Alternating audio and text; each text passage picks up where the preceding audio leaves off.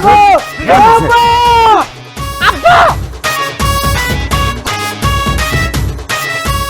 ব্যাপার আব্বা, আপনি এরকম অসহায় নিরীহ লোকটারে মারতেছেন কেন? আর বইলো না জামাই, একটা বেয়াদবি করছিল তো একটু শাসন করতেছিলাম। মিছা কথা কইতাছে জামাই। এই লোকটারেনতে আমি সুদে টাকা নিছিলাম, দিতে পারি না দেখে সে আমাকে এইভাবে মারতাছে, সুদ করে বাচ্চা। ওরে আল্লাহ, এটা আমি কি শুনলাম আব্বা? আপনি সুদের কারবার করেন, আপনি সুদখোর। আপনার মেয়ের সাথে টেলিফোনে বিয়ের আগে আপনি আমার বলছেন টেলিফোনে যে আপনার লাইব্রেরির ব্যবসা আছে, আপনার লাইব্রেরির নাম নাকি করিম বই বিতান। আপনার লাইব্রেরি আছে, আমি তো ভাবছি আপনি একজন জ্ঞানী লোক, এই জন্য আপনার মেয়ের আমি বিয়ে করছি। এখন তো দেখতেছি আপনি একটা সুদখোর। আই হায় রে, কেন যে আমি বাড়িতে এসে দেখে শুনে বিয়ে করলাম না, কেন যে টেলিফোনে বিয়ে করতে গেলাম। কথা বলো না কেন এখন? কি ব্যাপার, গন্ধ কিসের? চুলাই কি জানি দিছ না আব্বা, পুরতাছে কি জানি গন্ধ। গন্ধটা ভালো মনে হইতেছে না।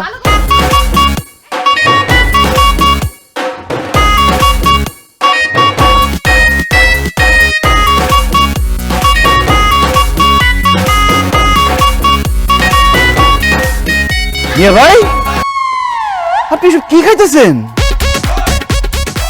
আরে উসমান, কেমন আছো? রাখেন আপনার উসমান, আপনি কি খাইতেছিলেন সেটা বলেন। তুমি তো খুব ভালো করে জানো আমার কোনো বাজে অভ্যাস নাই, ওই একটু অভ্যাস আছে সিগারেট খাওয়া, বসে বসে সিগারেট খেতেছিলাম। আমার সাথে মিথ্যা কথা বলেন না মিয়া ভাই, সিগারেটের গন্ধ আমি খুব ভালো করে চিনি। আপনি কি খাইতেছিলেন সেটা বলেন।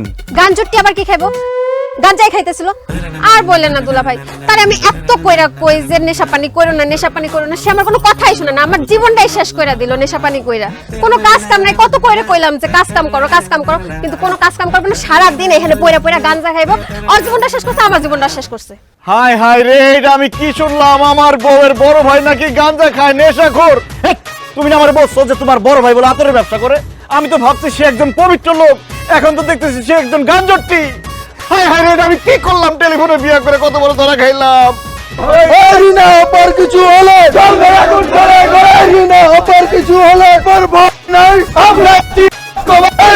অপার কিছু হলে রিনা অপার কিছু হলে। রিনা পাকে কেউ না। রিনাকে চিনেন না? আমার শাশুড়ি, আর আপনারও শাশুড়ি। তার নাম বলে সবাই মিছিল করতেছে কেন?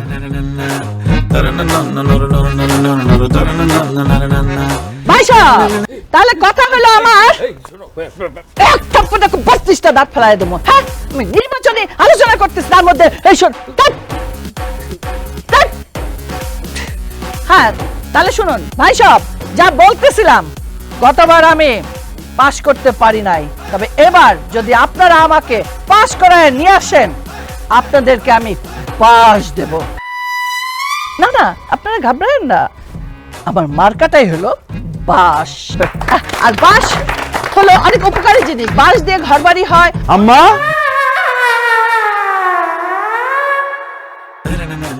জামাই কেমন আছো? খুব প্রেসারের মধ্যে আছি আম্মা, ঢাইকা লাভ নাই, সব দেখে বলাইছি।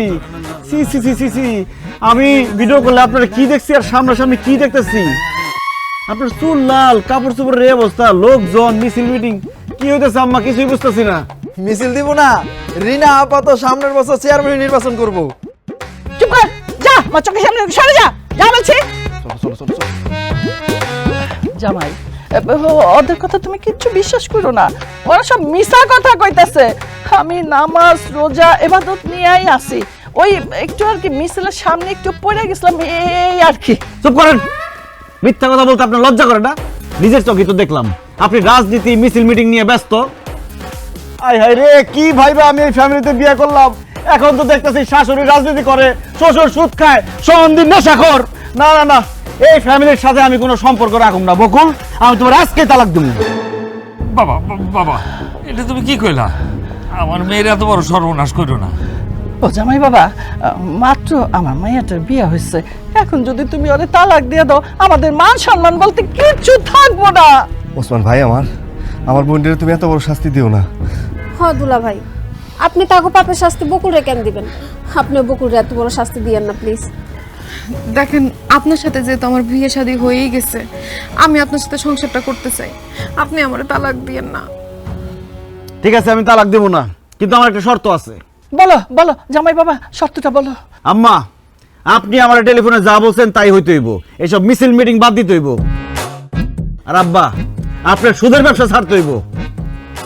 আর মিয়া ভাই আপনার নেশা ছাড়তে হইব। যদি সবাই সব কিছু ছাড়তে পারেন তাইলে আমি বকুলের লগে সংসার করুন, আর যদি না ছাড়েন আমি এক্ষণ বাড়িতে যাবো, বাড়িতে গিয়ে ডিভোর্স পেপার সাইন করে পাঠাই দেবো। জামাই জামাই মানে যেহেতু তুমি সুদের কারবার এই ব্যবসা পছন্দ করো না, আজকের থেকে আমি এই ব্যবসা ছেড়ে দিলাম। আমি রাজনীতি ছেড়ে দিলাম। আমি আর কোনোদিন ওই নেশামেশার মধ্যে নাই, ওর আশেপাশে আমি যাবো না। দেখছেন সবাই সবকিছু সাইডা দিছে, আপনি আর রাগ করেন না, ঘরে আসেন। ঠিক আছে, আপনারা যা যা বলছেন সব মনে রাখেন।